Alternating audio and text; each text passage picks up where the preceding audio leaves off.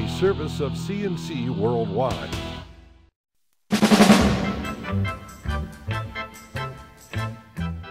The Daily is a service of CNC News and Jib Jab Greetings. I'm Bud Lowell. The full AccuWeather forecast right across the top of all CNC local news pages.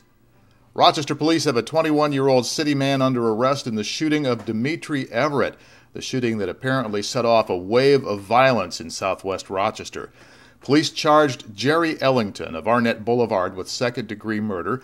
He was arraigned Friday morning in city court and entered a plea of not guilty. He is being held without bail. He's back in court for a preliminary hearing on Wednesday. Police Chief James Shepard credits help from the community with bringing about the arrest. People did step up, give us information. We're aware that continued violence has been precipitated by this event, and so we know that we must continue to have help from the community relative to who's still out there. The 36-year-old Everett was shot multiple times Saturday night in the yard of a home on Depew Street off Chili Avenue. He was rushed to Strong Memorial Hospital but died on Sunday. 2 people were shot and wounded at that same location Sunday night after Everett's friends and family gathered for a sidewalk memorial. Another person was shot and wounded after that the next street over. Police Chief James Shepard said the shootings were likely related. They believe the Everett shooting was some form of gang retaliation. The New York State Assembly finished work Thursday night on passage of the $141.3 billion state budget for the next fiscal year. After a day-long session, the state has its third on-time budget in a row. It's the first time in 30 years that's happened. Take out additional federal aid for Hurricane Sandy recovery and for implementing the Affordable Care Act, and state spending increases by less than 1%. The budget closes a $1.3 billion revenue gap. It also increases spending on school aid by $936 million over this year for a total of more than $21 billion. We're still waiting for school aid runs from the Budget Division, which will spell out how much goes to each school district.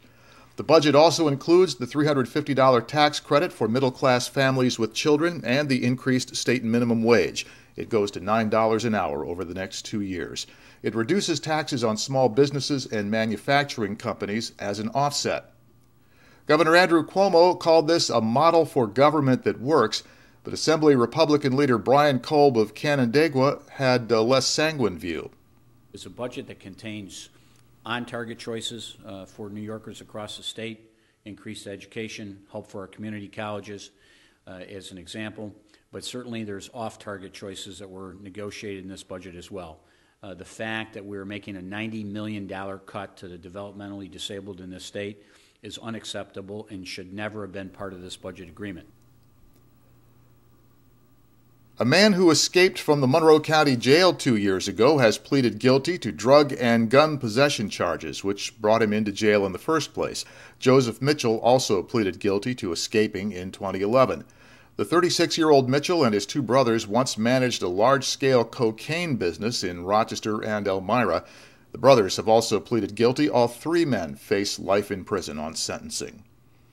Officials broke ground Thursday for DePaul Assisted Living's development of the Carriage Factory Apartments. The project on Litchfield Street in Rochester's Susan B. Anthony neighborhood will convert one of the city's oldest factory buildings into 71 rental units for people with special needs. The building was once the Cunningham Carriage Factory, a maker of horse-drawn carriages and early automobiles. It's been vacant the past 25 years. And this project is being supported by more than $3 million in regional economic development funds from the state. The Parent and Volunteer Ambulance Corps has a new operations manager. He's Mark Tornstrom, who starts next week. According to Monroe County Firewire, Tornstrom is well known in emergency medical services. He started as an explorer with Parent and Ambulance, eventually became a paramedic. He's held management jobs with Monroe Ambulance and Rural Metro, and he's an EMT instructor for Finger Lakes Community College. To the left of the player window are links to these and other stories. Bottom of the page, you'll find links you can use to post news and information directly to us. Share what you see and what you capture on your cell phone video. Next news is as it happens. Updates are as necessary, and you can help us be the judge of that. I'm Bud Lowell, CNC News.